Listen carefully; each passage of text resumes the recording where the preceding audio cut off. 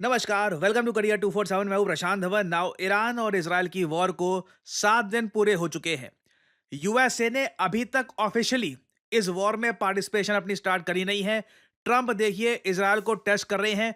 लगातार यूएसए की इन्वॉल्वमेंट इस वॉर में डिले करते जा रहे हैं। अभी यूएसए ने कहा है कि अभी 2 हफ्ते बाद देखेंगे कि हमको डायरेक्टली इस वॉर में पार्टिसिपेट करना है या नहीं करना, क्योंकि ट्रंप मानते हैं कि क्या पता इस बीच कुछ सुलह हो जाए, कोई सीज फायर वगैरह हो जाए, जबकि इसकी पॉसिबिलिटी कोई लग नहीं रही। कल आप अगर देखो तो इसराइल ने यह एनिमेशन दुनिया के साथ शेयर किया।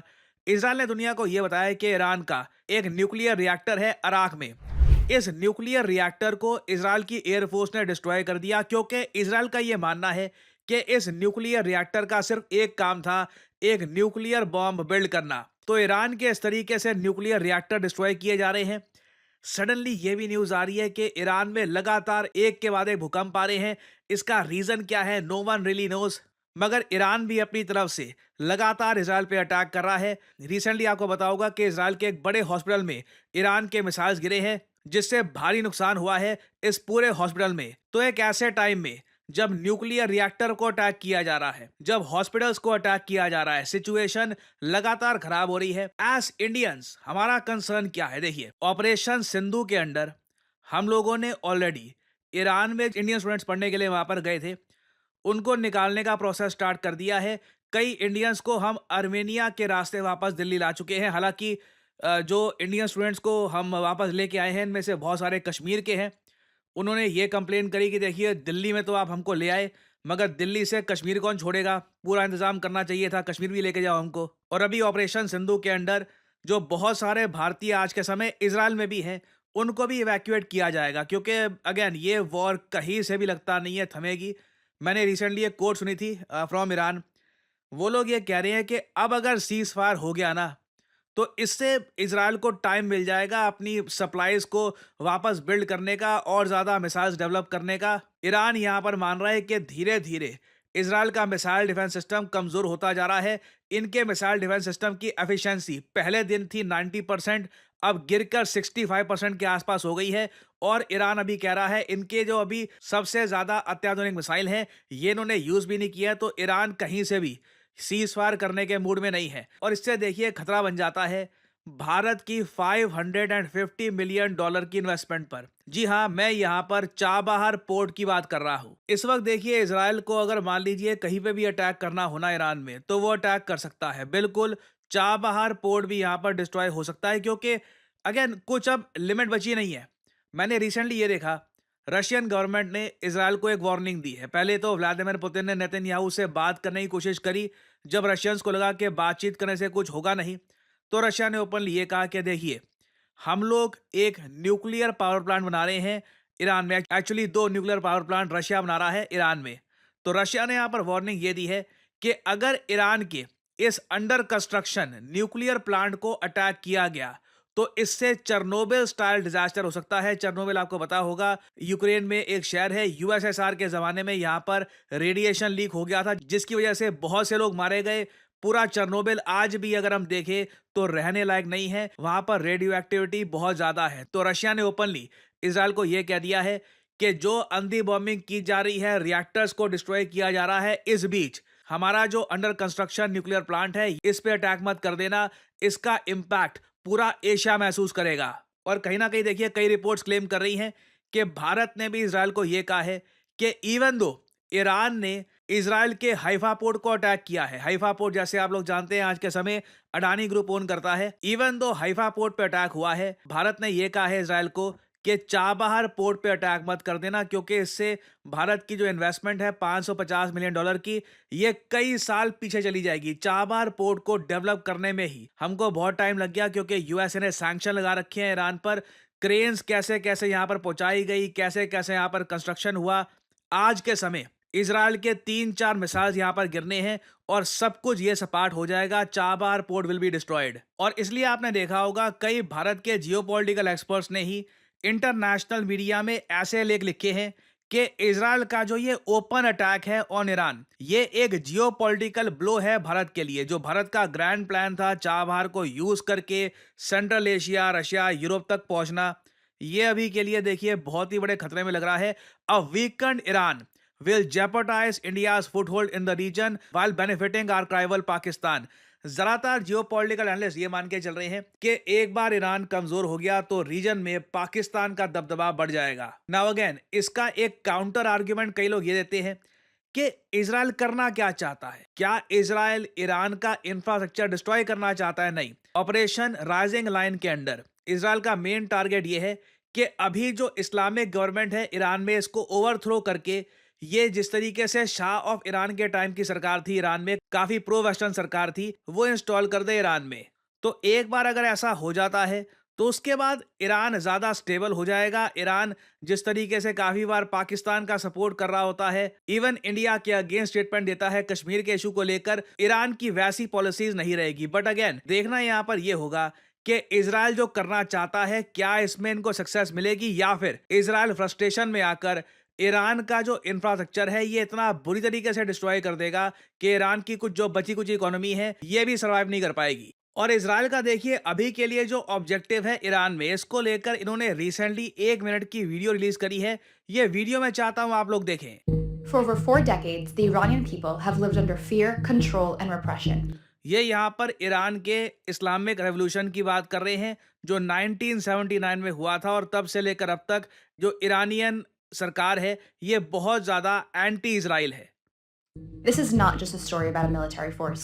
This is a story about a people yearning for freedom, caught in the middle of a regime that fears the freedom of its own citizens more than any foreign threat.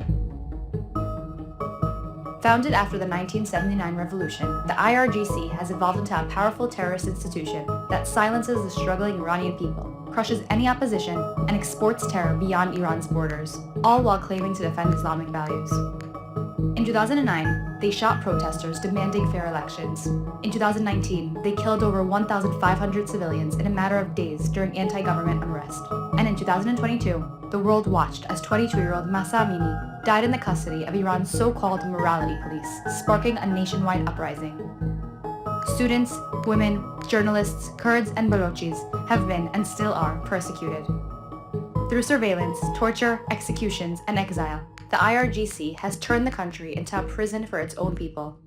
ना यहाँ पे आपने सुना Israel का जो ये narrative है ये है कि ईरान की सरकार ने खुद अपने देश को एक जेल बना के रख दिया है, और यहाँ पे मासा अमीनी की मौत हो जाती है, यहाँ पे इलेक्शन फेयर तरीके से नहीं होते, डेमोक्रेसी नहीं है, जो अल्पसंख्यक है उनके कोई राइट्स नहीं है, वेमेन के कोई राइट्स नहीं है वगैरह, ये इन्होंने यहाँ पर ऐसी बातें बोली है ना। क्वेश्चन ये आता है ईरान का जो आम जनमानस है क्या इस इशू के बेसिस पर अपनी सरकार से बगावत करेगा, क्योंकि कहीं ना कहीं इजराइल को एक इंटरनल रिबेलियन भी चाहिए होगा।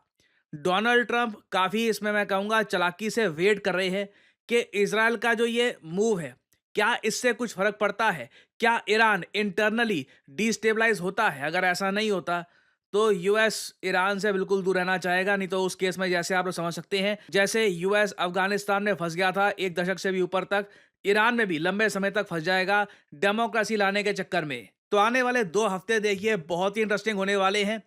यूएसए की इन्वॉल्वमेंट ईरान के केस में कितनी रहने वाली है, क्या यूएस इजराइल के समर्थन में आएगा, खुल के नहीं आएगा, ये सब काफी हद तक डिसाइड करेगा कि भारत की $550 मिलियन की जो इन्वेस्टमेंट है चाबार पोर्ट में, इसका इवेंचुअली आखिर होगा क्या। तो कुछ अपडेट्स आती है इसके रिगार्डिंग, मैं आपके लिए नई वीडियोस लाता रहूंगा। देखिए मेरा मानना है अगर आज के समय आप आर्टिफिशियल इंटेलिजेंस का इस्तेमाल नहीं कर रहे काम में तो आप किसी और ही युग में जी रहे हैं, क्योंकि एआई की मदद से आप बहुत सारी जॉब्स कर सकते हैं, आप बहुत सारा पैसा कमा सकते हैं, अपने आप को अपस्किल कर सकते हैं। फॉर एग्जांपल अगर मान लीजिए मैं दिखाना चाहता हूं कि कैप्टन अमेरिका ये मुंबई के किसी बिजी स्ट्रीट में वड़ा पाव खा रहा है और उसके ऊपर एक बहुत ही अट्रैक्टिव टेक्स्ट में लिखा है यमी, तो मैं आसानी से कर सकता हूं सही प्रॉम्प्ट डालकर। और इधर आप लोग देख सकते हैं it was just that easy. इसके बहुत सारे वेरिएंट आप बना सकते हैं। अगर मैं चाहूं कि इस इमेज को मैं मूव करवाना चाहूं तो इस तरीके से, जैसे कि अपनी स्क्रीन पे आप देख पा रहे हैं, मैं बहुत सारे जनरेटिव एआई सॉफ्टवेयर की मदद से इस इमेज को मूव करवा सकता हूं, एक स्टोरी क्रिएट कर सकता हूं। I can pretty much do anything. और ये सिर्फ एक छोटा सा एक बहुत ज़्यादा छोटा सा एस्पेक्ट है जनरेटिव एआई का। जनरेटिव एआई की मदद से आप किताबें लिख सकते हैं, आप पर्सनालिटीज क्रिएट कर सकते हैं, you can pretty much do anything you want. और अगर आपने सही जगह से जनरेटिव एआई का कोर्स कर लिया तो मैं आपको बता दूं, आप एक प्रॉम्प्ट इंजीनियर के रूप में नौकरी कर सकते हैं। जी हाँ, प्रॉम्प्ट इंजीनियर। कई लोगों को पता ही नहीं है कि ये नौकरी एग्जिस्ट भी करती है। कई लोग आराम से साल का 4 लाख से लेकर 6 साढ़े 6 लाख, जी हाँ, जो रियलिस्टिक सैलरी होगी वही मैं आपको बताऊंगा। कई लोग होंगे जो आज के समय कहते हैं कि जी हमारा कोर्स कर लो, फिर 25 30 50 लाख वगैरह। जो रियलिस्टिक चीज़ होगी वही मैं आपको बताऊंगा। प्रॉम्प्ट इंजीनियर को गूगल कर लीजिएगा, प्रॉम्प्ट इंजीनियर जॉब्स। आराम से 4 लाख से लेकर 6.5 के आसपास सैलरी होती है उसकी, और डिपेंड करता है आपके एक्सपीरियंस पे। And you can start your career. आप खुद का एआई स्टार्टअप कर सकते हैं, आप कंटेंट क्रिएटर बन सकते हैं। आप लोगों ने मुझको देखा है, मैं कंटेंट क्रिएशन में एआई का कितना इस्तेमाल करता हूं, आप सबको पता है। तो अगर आप जनरेटिव एआई को प्रोफेशनल तरीके से सीखना चाहते हैं, लाइव क्लासेस से, कि जहां पे आपके सामने टीचर हो, आप टीचर से सवाल पूछ पाओ कि जी ये प्रॉम्प्ट ऐसे क्यों डाला है, ये प्रॉम्प्ट में ये चीज़ अगर मैं ऐड करूं तो रिजल्ट ऐसे क्यों आता है, ये सब चीज़ें आप समझना चाहते हैं, तो करियर 247 का जनरेटिव एआई कोर्स हमने कर दिया है लॉन्च। आपको सिंपली क्या करना है, वीडियो के कमेंट सेक्शन में जाइए, यहाँ पे आपको लिंक मिल जाएगा, or generative AI for all. Now ध्यान दीजिएगा, इस कोर्स का नाम हमने स्पेसिफिकली रखा है जनरेटिव एआई फॉर ऑल। आप एक बिगिनर हैं, आपकी अभी तक नौकरी लगी नहीं है, आप नौकरी कहीं पर कर रहे हैं, खुद को अपस्किल करना चाहते हैं, कंटेंट क्रिएटर हैं, बेसिकली आप किसी भी स्टडी में आते हैं, तो करियर 247 का जो ये जेन एआई फॉर ऑल है, ये आपको काफ़ी हद तक हेल्प करेगा। और इस पूरे प्रोग्राम के एंड में ना, खुद का एआई स्टार्टअप आप कैसे बना सकते हैं उसका प्रोजेक्ट भी साथ ही साथ किया जाएगा। ये सभी टूल्स को यूज कैसे करना है, ChatGPT, Midjourney, DALL E, various type के आज के समय जो जनरेटिव एआई के टूल्स हैं, इनको इस्तेमाल कैसे करना है, ये सब आप सीख पाएंगे करियर 247 पे। आपको सिंपली करना क्या है, यहाँ पे अपना नाम डालिए, अपना ईमेल आईडी, अपना नंबर, और ऑब्वियसली डिस्काउंट कोड यहाँ पर डालना PD10। And again remember, generative AI का प्राइस अभी 29,000 है, और अगर आप कोड लगाते हैं PD10 तो ये प्राइस 26,000 के आसपास पहुंच जाएगा। सो एक गोल्डन अपॉर्चुनिटी आपके सामने। जनरेटिव एआई के वैसे कोर्सेज दुनिया भर में अवेलेबल हैं, बट ऐसा कोर्स जहां पे आपको लाइव क्लासेस मिलती हैं, आपको प्रोजेक्ट्स करवाए जाते हैं, आपको सर्टिफिकेशन मिलता है बाय NASSCOM, ये बहुत ज़्यादा रेयर है। So if you want to enrol, start your journey in generative AI. Thanks for listening, and as I always say, may the gods watch over you.